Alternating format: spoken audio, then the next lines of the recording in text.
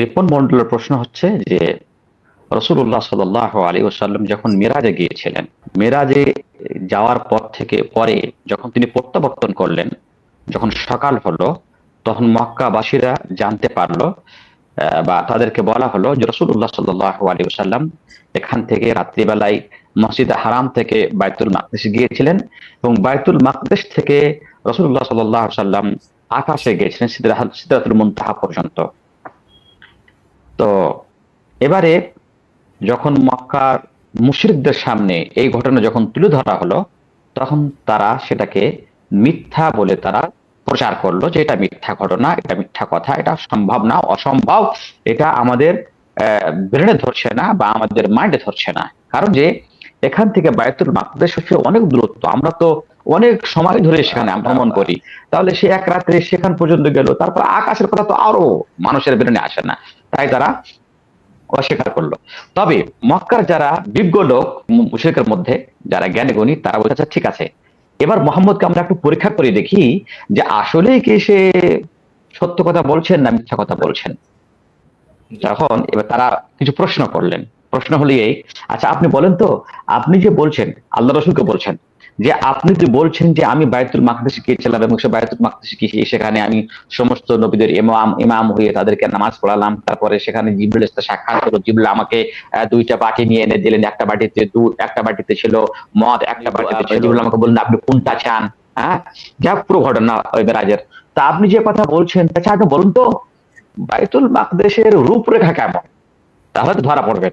হ্যাঁ, যদি বাইতুল মাকদেশ যেয়ে থাকেন, তাহলে বাইতুল মাকদেশের রূপরেখা কেমন, কয়টি জানালা, কয়টি দরজা, কিভাবে তৈরি, তারা এই বাইতুল মাকদেশ সম্পর্কিত কিছু প্রশ্ন করলেন। রাসূলুল্লাহ সাল্লাল্লাহু আলাইহি ওয়াসাল্লাম বলছেন, বুখারী শরীফের হাদিস, এটা হলো বুখারী ও মুসলিমের হাদিস। রাসূলুল্লাহ বললেন যে আমি হিজর অর্থাৎ কাবা গৃহের এমন একটা অংশ আছে যে অংশটা এখনো খালি আছে, কিন্তু সেটা আসলেই হলো কাবা গৃহের অন্তর্ভুক্ত। হ্যাঁ, কাবা ঘরের অন্তর্ভুক্ত। মুশরিক যখন কাবা ঘর তৈরি করে, তখন তাদের হালাল পয়সাটা এতটা ছিল না যে তারা পুরোপুরি কাবা ঘরের জায়গাটাতে পুরো কাবা নির্মাণ করবে। তাই তারা যতটা হালাল টাকা জুটেছে সেই হালাল টাকার পরিমাণে তারা ঘরটা নির্মাণ করেছে এবং কিছু জায়গাটা ছেড়ে দিয়েছে, ওটা বলা হয় হিজর। আল্লাহ রাসূল বলছেন যে আমি হিজরে বসেছিলাম, চিন্তিত ছিলাম যে আমি তো যখন যখন বাইতুল মাকদিস গেলাম মেরাজের রাত্রিতে, তখন তো আমি তো এই তো আমি চিন্তা ভাবনা করিনি যে আমাকে এই ব্যাপারে আমার প্রশ্ন করা হবে, আমার পরীক্ষা হবে।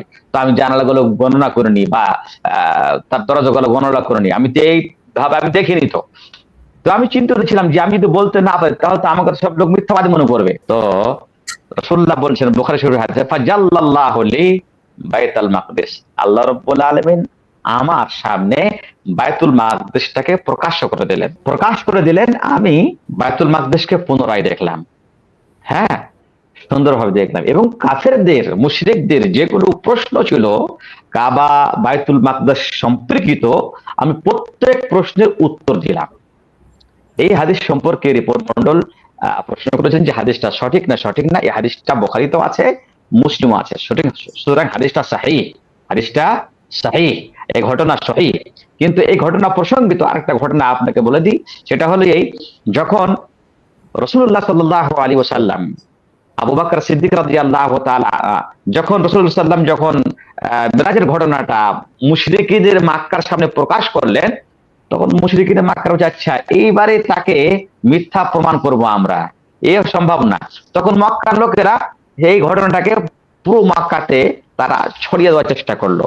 এবারে মুশরিকিনে মক্কার মধ্যে কিছু লোক আবু বকরকে বলছেন, আবু বকর জানো, তুমি যে নবীর উপরে ঈমান রাখো সেই নবী এমন কথা বলে যে রাত্রেবেলায় বাইতুল মাকদিস গেলাম, ওখান থেকে আমি আমি সিদরাতুল মুনতাহা গেলাম, এই সব কথা বলে। তো বলছে আচ্ছা আমার নবী বলেছে? বলছে হ্যাঁ তোমার নবী তো বলছে। বলছে যদি আমার নবী বলে থাকে, যদি রাসূলুল্লাহ সাল্লাল্লাহু আলাইহি ওয়াসাল্লাম নিজে বলে থাকেন, বাবা সাদেকুন, তাহলে আল্লাহ নবী সত্য বলেছেন, আল্লাহ নবী কোনো মিথ্যা বলেন না, কখনো হতে পারে না। তোমরা এটা আশ্চর্য করছো তো, তোমরা আমাকে বললে যে রসুল বলেছে, আমি বলছি যদি রসুল বলে থাকেন তাহলে 100% সঠিক কথা, এতে কোনো মিথ্যার কোনো সুযোগ, সংশয়ের কোনো সুযোগ নেই। তখন আল্লাহ নবী যখন আবু বকরের এই মওকিফটা বা আবু বকরের এই প্রতিক্রিয়াটা যখন আল্লাহ নবী শুনতে পেলেন, আল্লাহ নবী বললেন, আল্লাহ আবু বকর তুমি হলো সিদ্দিক, তুমি আমাকে সেই মুহূর্তে আমাকে সত্য মনে করেছিলা, যেই মুহূর্তে সমস্ত আহ মক্কার মুশরিকরা আমাকে মিথ্যা বলে প্রচার করেছিল। সেখান থেকে আবু বকরের নাম পড়লো সিদ্দিক।